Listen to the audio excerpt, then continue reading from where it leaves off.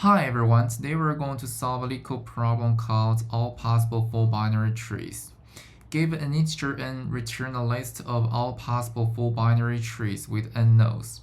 Each node of each tree in the answer must have a value of 0. Each element of the answer is the root node of one possible tree. You may return the final list of trees in any order. The problem also defines full binary trees. A full binary tree is a binary tree where each node has exactly 0 or 2 children. Then the problem gives an example. When n is equal to 7, the result contains 5 trees. You can see that each node of each tree has 0 or 2 children. In other words, none of the nodes has only one child. So how to solve the problem? First, notice that when n is even, the results should be empty, because a full binary tree must have an odd number of nodes. For example, when the number of nodes is 2, all possible binary trees constructed by the 2 nodes are like this or this. One of the node is the root node and the other node is taken as the left child or the right child of the root node.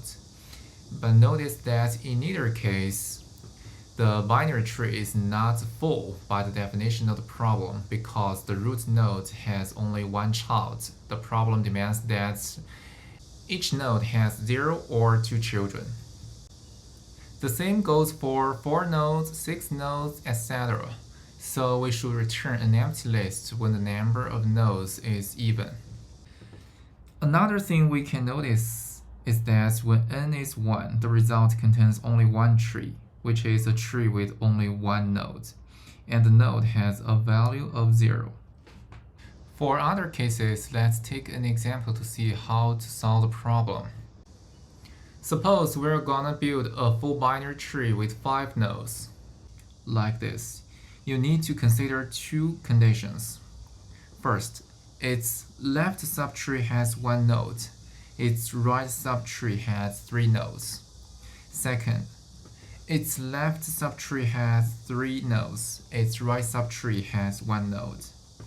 Notice that there are no other possibilities. For example, you cannot create a left subtree with 2 or 4 nodes. As mentioned before, when the number of nodes is even, you cannot make up a full binary tree. So, back to the point, how to build a subtree with 1 or 3 nodes. Actually, it's the same as building a tree with 5 nodes, because all the subtrees are also full binary trees. For example, to build a subtree with 3 nodes, you need to build 2 subtrees with 1 node respectively, like this. The method of building subtrees is the same as that of the root tree. So as you can see, the method we're gonna use here is recursion. The input of the recursion method is the number of available nodes, and the output is a list of all possible full binary trees, which is the same as the method given in the code template here. Let's write the code first, and in the process, I will further illustrate how the algorithm works. First, we need to make sure n is odd, and if n is even, we should return an empty list. Second, we need to check the base case, where n is equal to 1, and in this case, we just return a tree with only 1 node in it.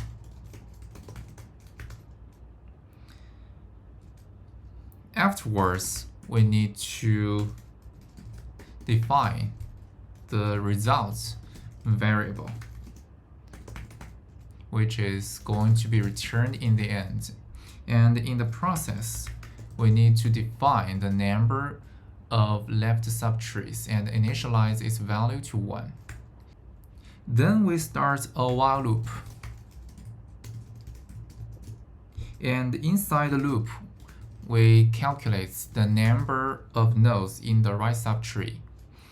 it should be equal to n minus 1 minus left count, where 1 represents the root node. And after subtracting the root nodes and the left count, we should get the number of nodes in the right subtree. We need to check if right count is less than or equal to 0. And if it is the case, we should break out of the while loop because a negative right count doesn't make sense. Next, we come to the most important part, which is to calculate all the possible left subtrees and the right subtrees. First, we calculate all possible left subtrees. Left trees. It can be calculated by invoking the current method with left count as the input number. Same goes for calculating all possible right subtrees. We just need to define another variable called all possible right trees and calculate its value by invoking the current method with right count as the input. Now we have all possible left subtrees and all possible right subtrees. We need to get all combinations of those left subtrees and the right subtrees. And for each left subtree and the right subtree, we create a root node and attach the left and right subtree to it as children. Then we add the root node to the result as one possible full binary tree. So to do that, we need two for loops. The first for loop is used to traverse all possible left subtrees. The second for loop is used to traverse the right subtrees. And inside the second for loop, we create the current root.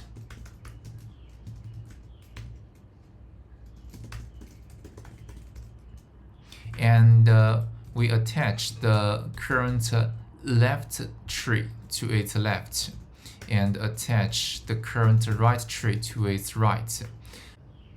Then we add current root to the result as one possible full binary tree.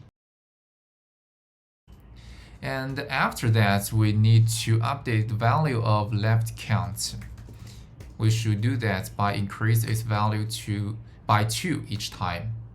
Notice that you cannot increase left count by 1 each time like this, because if you do that, left count will become an even number from an odd number.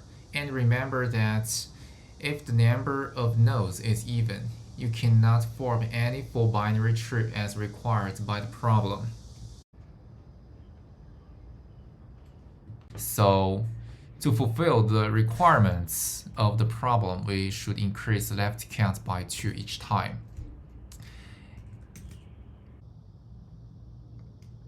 The code should work, but it won't be the most efficient one, because we may invoke the methods with the same inputs multiple times. Still take 5 nodes as an example. The calculating graph is like this. So in the second level, we calculate 2 possibilities. Left has 1 node, right has 3 nodes, or left has 3 nodes and right has 1 node.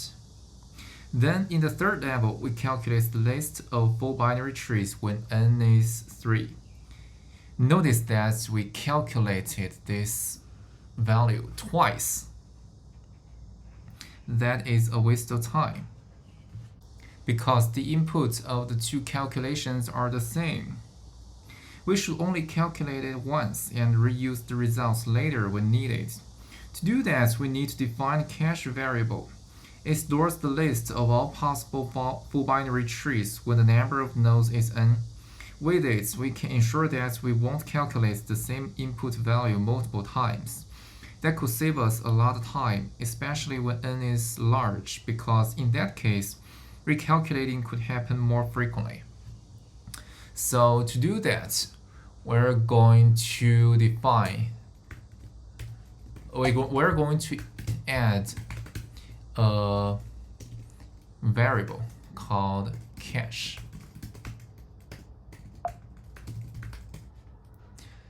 The key of the cache stores the input variable, like n, and the value of the cache stores all possible full binary trees corresponding to the key. So we should also add cache in the recursion method.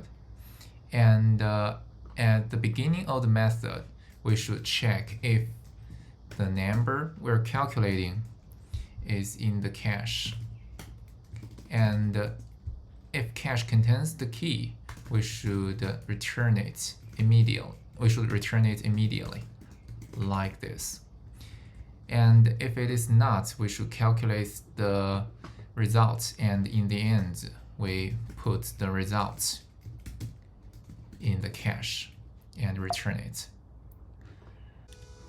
Considering the method signature is different from the one given before, so we need to define the original method signature defined by Leetcode, which only has one parameter, and in it, we just invoke the method defined by us with a cache parameter. So that's all. Let's check if it is efficient.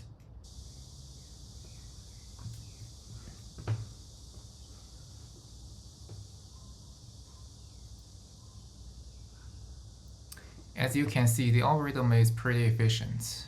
It beats 98% of users with Java. That's all. That's how we solve the problem. Please click on the like button and subscribe to the channel if you find the video helpful. Thanks for watching. Bye.